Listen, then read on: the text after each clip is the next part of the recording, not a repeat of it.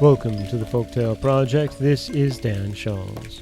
Today we have our final story from The Children of Odin, a collection of Norse tales for children. This, same as our story on Wednesday, The Building of the Wall, features Loki and his mischief, although this time it's not quite as nice and gentle. And I'm skipping ahead a little bit.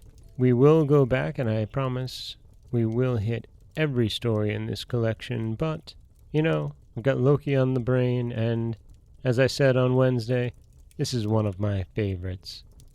This is Sif's Golden Hair, How Loki Wrought Mischief in Asgard. All who dwelt in Asgard, the Aesir and the Asyniur, who were the gods and the goddesses, and the Vanir, who were the friends of the gods and the goddesses, were wroth with Loki. It was no wonder they were wroth with him, for he had let the giant Thiassi carry off Iduna and her golden apples. Still it must be told that the show they made of their wrath made Loki ready to do more mischief in Asgard. One day he saw a chance to do mischief that made his heart rejoice. Sif, the wife of Thor, was lying asleep outside her house. Her beautiful golden hair flowed all around her. Loki knew how much Thor loved that shining hair, and how greatly Sif prized it because of Thor's love. Here was the chance to do a great mischief. Smilingly he took out his shears and he cut off the shining hair, every strand and every tress. She did not waken while her treasure was being taken from her, but Loki left Sif's head cropped and bare. Thor was away from Asgard. Coming back to the city of the gods, he went into his house. Sif, his wife, was not there to welcome him. He called to Sif, but no answer came from her. To the palaces of all the gods and goddesses Thor went, but in none of them did he find Sif, his golden-haired wife. When he was coming back to his house, he heard his name whispered. He stopped. Then a figure stole out from behind a stone. A veil covered her head, and Thor scarce knew that this was Sif, his wife. As he went to her, she sobbed and sobbed.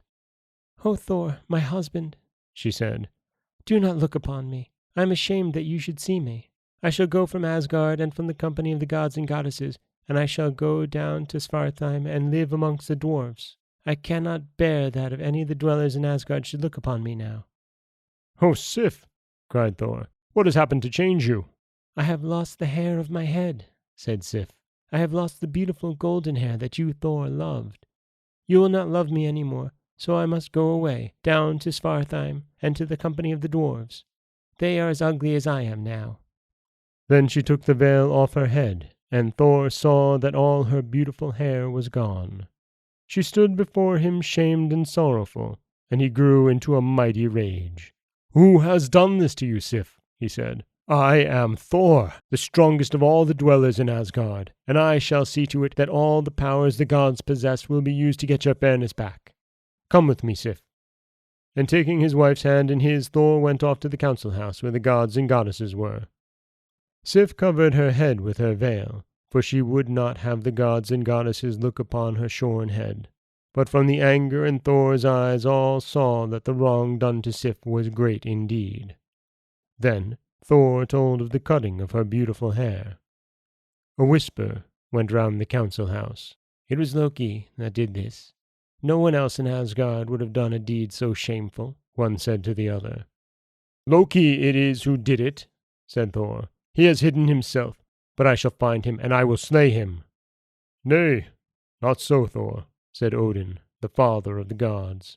"Nay, no dweller in Asgard may slay another. I shall summon Loki to come before us here. It is for you to make him, and remember that Loki is cunning and able to do many things. Bring back to Sif the beauty of her golden hair."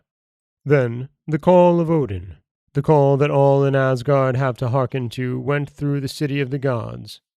Loki heard it, and he had to come from his hiding place and enter the house where the gods held their council. And when he looked on Thor, and saw the rage that was in his eyes, and when he looked on Odin, and saw the sternness in the face of the father of the gods, he knew that he would have to make amends for the shameful wrong he had done to Sif. Said Odin, "There is a thing that you, Loki, have to do. Restore to Sif the beauty of her hair." Loki looked at Odin, Loki looked at Thor, and he saw that what was said would have to be done. His quick mind searched to find a way of restoring to Sif the beauty of her golden hair. "I shall do as you command, Odin, All-Father," he said.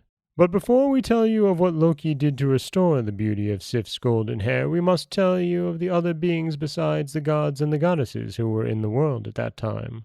First, there was the Vanir. When the gods who were called the Aesir came to the mountain on which they built Asgard, they found other beings there. These were not wicked and ugly like the giants, they were beautiful and friendly. The Vanir, they were named. Although they were beautiful and friendly, the Vanir had no thought of making the world more beautiful or more happy. In that way, they differed from the Aesir who had such a thought. The Aesir made peace with them, and they lived together in friendship, and the Vanir came to do things that helped the Aesir to make the world more beautiful and more happy. Freya, whom the giant wanted to take away with the sun and the moon as a reward for building of the wall around Asgard, was one of the Vanir. The other buildings of the Vanir were Frey, who was the brother of Freya, and Njord, who was their father. On the earth below there were other beings, the dainty elves who danced and fluttered about, attending to the trees and flowers and grasses. The Vanir were permitted to rule over the elves. Then below the earth, in caves and hollows, there was another race, the dwarves or gnomes. Twisted little creatures who were both wicked and ugly, but who were the best craftsmen in the world. In the days when neither the Aesir nor the Vanir were friendly to him, Loki would go down to Svartheim, the dwarves' dwelling below the earth. And now that he was commanded to restore to Sif the beauty of her hair, Loki thought of help he might get from the dwarves. Down, down through the winding passages in the earth he went, and he came at last to where the dwarfs who were most friendly to him were working in their forges. All the dwarfs were master smiths, and when he came upon his friends, he found them working hammer and tongs, beating metals into many shapes. He watched them for a while and took note of the things they were making. One was a spear, so well balanced and made that it would hit whatever mark it was thrown at, no matter how bad the aim the thrower had. The other was a boat that could sail on any sea, but that could be folded up so that it would go into one's pocket. The spear was called Gungnir, and the boat was called Skiflanfir. Loki made himself very agreeable to the dwarves, praising their work and promising them things that only the dwellers in Asgard could give, things that the dwarves longed to possess. He talked to them till the little ugly folk thought that they would come to own Asgard and all that was in it. At last Loki said to them, "Have you got a bar of fine gold that you can hammer into threads so fine that they will be like the hair of Sif, Thor's wife? Only the dwarves could make a thing so wonderful. Ah, there is the bar of gold. Hammer it into those fine threads, and the gods themselves will be jealous of your work." Flattered by Loki's speeches, the dwarves who were in the forge took up the bar of fine gold and flung it into the fire. Then, taking it out and putting it upon their anvil, they worked on the bar with their tiny hammers until they beat it into threads that were as fine as the hairs of one's head. But that was not enough. They had to be as fine as the hairs on Sif's head, and these were finer than anything else. They worked on the threads over and over again until they were as fine as the hairs on Sif's head. The threads were as bright as sunlight, and when Loki took up the mass of worked gold, it flowed from his raised hand down to the ground. It was so fine that it could be put into his palm, and it was so light that a bird might not feel its weight. Then Loki praised the dwarves more, and he made more and more promises to them. He charmed them all, although they were an unfriendly and a suspicious folk. And before he left them, he asked them for the spear and the boat he had seen them make. The spear Gungnir, and the boat Skiflanfir. The dwarves gave him these things, though in a while after they wondered at themselves for giving them. Back to Asgard Loki went. He walked into the council house where the dwellers in Asgard were gathered. He met the stern look in Odin's eyes and the rageful look in Thor's eyes with smiling good humor. "Off with thy veil, O Sif," he said. And when poor Sif took off her veil, he put upon her shorn head the wonderful mass of gold he held in his palm. Over her shoulders the gold fell, fine, soft, and shining as her own hair. And the Aesir and the Asyniur, the gods and the goddesses, and the Van and Vana, when they saw Sif's head covered again with the shining web, laughed and clapped their hands in gladness. And the shining web held to Sif's head as if indeed it had roots, and was growing there. And that is the story of Sif's golden hair. I love this story because it's Loki being needlessly risky in his mischief. There is no reason to go after Sif other than she's Thor's wife, and it's opportunity. She's there, asleep, and he's got his shears with him. But also, I love that it shows how Loki is really willing to say and do anything to get what he wants. And heading down to visit the dwarves, getting them to not only make this wig of gold for Sif's head, but also to take the spear Gungnir and the boat Skifnir. It's very Loki, isn't it? This is Dan Scholes from the Folktale Project. Don't forget that you can subscribe to the podcast on Apple Podcasts, Stitcher, Google Play, Overcast, anywhere you like to get your podcasts. You can follow us on Twitter at Folktale Project.